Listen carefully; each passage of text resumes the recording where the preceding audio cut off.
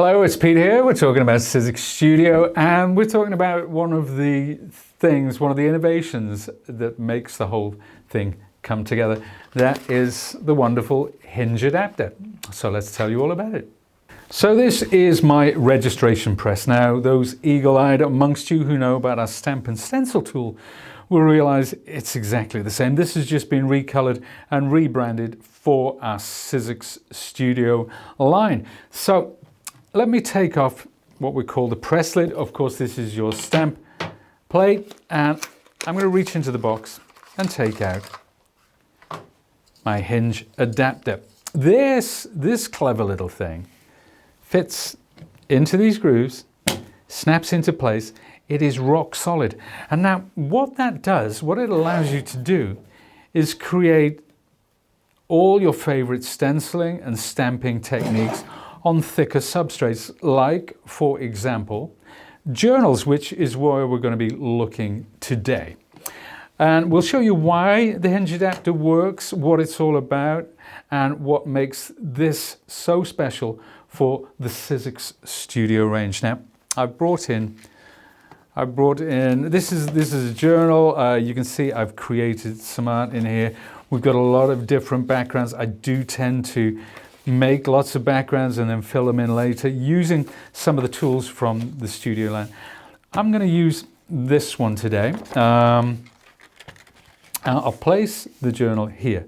You'll notice as well that this is a little shallower than the actual hinge, and you want to bring it up to that height. Of course, it is for substrates of different thicknesses. So what I can do, if I take another journal, it could be a paperback book, it could be a couple of coasters, and I place that in there, that brings it to the right height for me to use my stencils and my stamps. So just whatever you have to hand, you can slip it underneath your journal.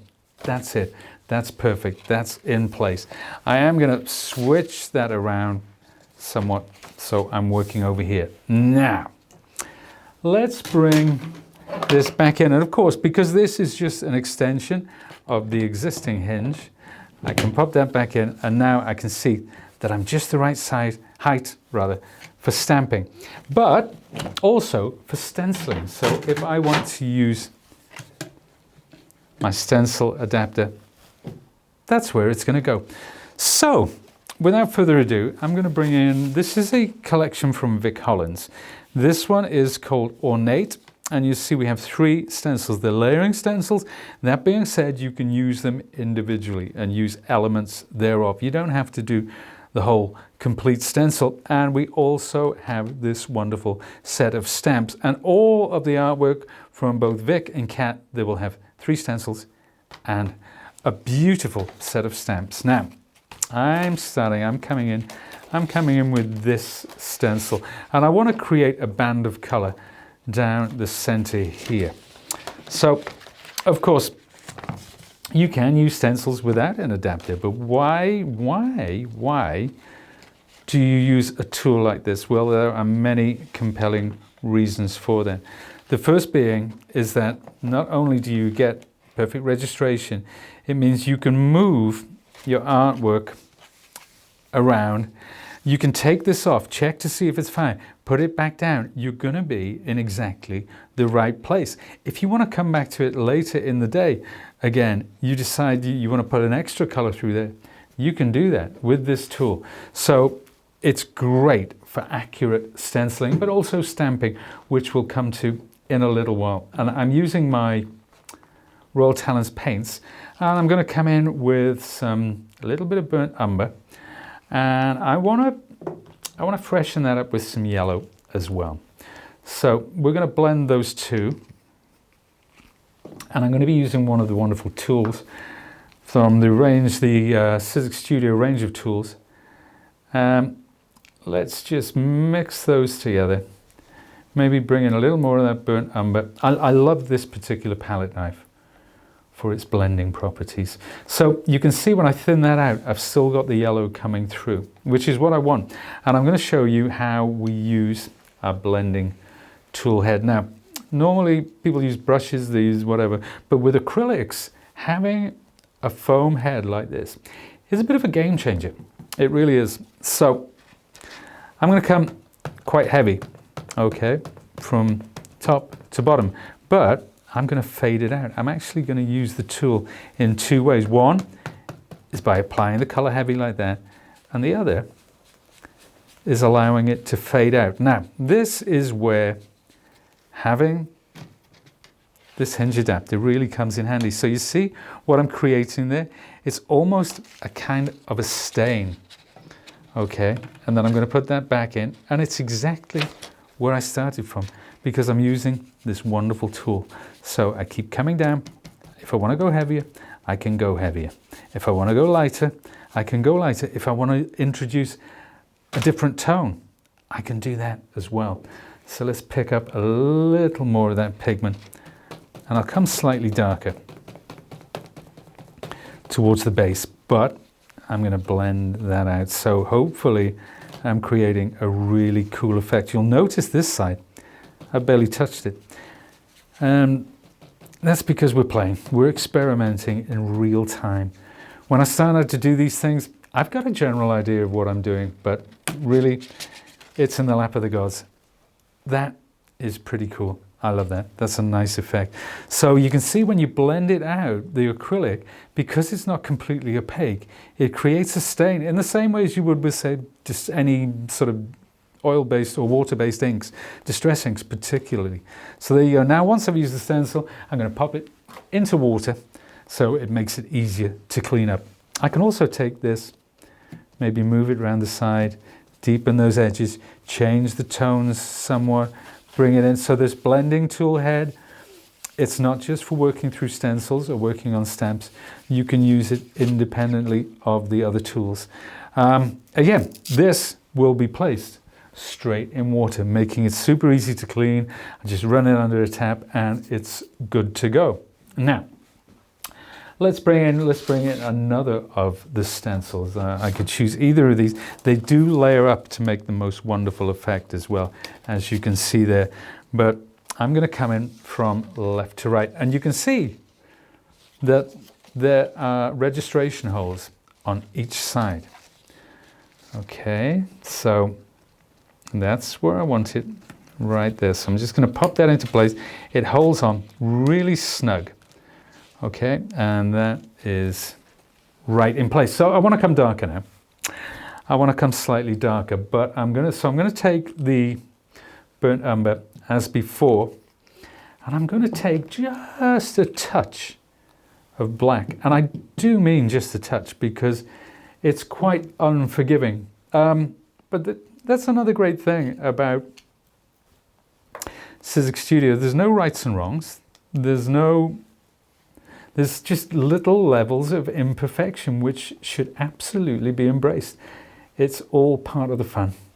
So there we go. We've got a really deep brown, but again, that will fade out because we're using the sponge. We're using this sponge head to apply it. There we are. Let's pick up that pigment. Come in quite heavy at the corner, but then blending out from that corner. So again, coming over this edge. Now, how does that look? Is it right? Is it where I want it to be? Kinda, yes, that's exactly where I want it to be. But now I can replace this, and it's exactly where I started. So coming in heavy in this area and fading out. So we're creating textures. I'm not going to go to the edge. There we are, and I'll just make a little more across the base like that. So there, it's coming in from the top, it's coming in from the side there, it's heavier in the middle, it's heavier at the base. I've made a decision that I'm going to want a bit up here, and I'm going to come pick up a bit more pigment, and again getting heavy at the edge, blending out as I come towards the center. All this is possible because of the hinge adapter. That's what allows me to do this. That's what allows me to take it off and put it back as many times as I like until I get the effect that I'm looking for. So it is a game changer. Now let's take this. Again, we'll pump that into water and we'll look at stamping. So obviously with a stamp platform, it's great for getting really even coverage. It's great for being able to reapply said stamps. But with this, and let me just grab my stamps. With this, you're getting the same thing, but on thicker substrates. With stamp platforms, you can only stamp on things like pieces of card. But we're going to go somewhere slightly different. So I'm placing that stamp down there. Before I go any further, actually, I'm going to mix, and I think this time I've still got a little of this brown and black acrylic on there. And if I take my brayer away, if I mix this together, I'm not getting white. I'm getting a kind of a creamy, sort of very pale brown color. Actually, that's a little darker than I anticipated. So what I do is I take most of it away. I'll add a little more white, so you can adjust it in real time, like that, until you get it where you want it. So there you go. That's what I'm looking for. Right, because we're going to use the acrylic to stamp now. We're familiar with how stamps work with ink. With acrylics, it is slightly different. So what I'll do is I'll bring that down, and because I've raised it up using this other journal underneath, that's in exactly the right place. So when that stamp comes down, it's going to be parallel to the page. Let me lift that away. And again, now, two ways I could go. I could apply the paint to this using my brayer, or I could use the sponge. I'm going to use the sponge. But if you pick that up with the brayer, you could roll it onto the stamp. And you can see I'm not being too careful. I'm just making sure that I get enough of that lovely acrylic on there before pressing it into place. And I'll go down really firm. Now, we are not looking for a perfect image. We are looking for an artistic impression. And you can see there, it's very subtle. Now, if you wanted that to come through stronger, you would go in with white. But white, well, white is quite unforgiving. So let's take my stamp again. And because this is a repeat pattern, so if I put it alongside, it creates a repeating pattern. Really, really cool stamp collection. Really is. So let's pop that in place. Now, if I was trying to do that with an acrylic block and I got it kind of wonky, that's not good. But because I've got this press lid, which picks up my stamp, it's going to be in exactly the place where I left it. So again, picking up a little more white this time. I'm going at it like that. And if it's not what I want it to be, if there's not enough pigment on there, I can reapply it. That's what I'm looking for. It's almost like a ghosted image. And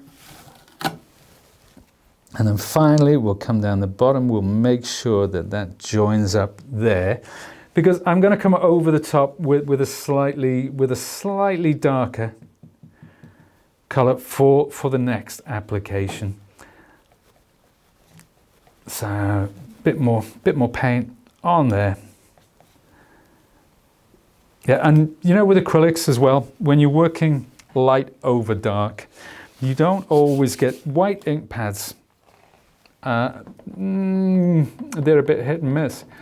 But with acrylic, boom, you get that wonderful punch every time. So there you go. A bit more towards the base. And there we have it. Now, perfect. Right, let's take this now. Again, we're going to pop it into water. We'll take off this ink pad, and I'm going to reach in and get another one of those wonderful stamps. I'm going to come from top to bottom. So I'll get that in place. Now, what am I going to mix this time? Well, I'm going to go with a crimson. So I'm going to take some red and just a little touch, a little hint of blue in there as well. And maybe add some black. So nope, we didn't go for crimson. We went for quite a deep royal purple. Okay, a little black just to deepen that, but just the slightest smidgen. Really doesn't take much at all to transform this, and it gives it a real rich opulence. Let's take my lovely sponge, place the pigment straight onto it, and now so we've got our mid color. Let's take this off so you guys can see it. We've got a mid color for the base, then we've gone lighter with the stamp over the top. Now we're coming in with the darker stuff, and again it's about making an impression. Oh yeah, that's what I want. That's what I want. See how it's not entirely perfect. Now if I use my brayer, I get a much cleaner, crisper image. That is the nature of brayers. That's what they give you. But using this, I'm just dabbing it on any old how. So when we talk about, you know, when we see some of these journals that say Kat and Vic have made, and you look at it and you go, wow, you know, there is a mastery of technique, but they are employing imperfection to get the results that they want.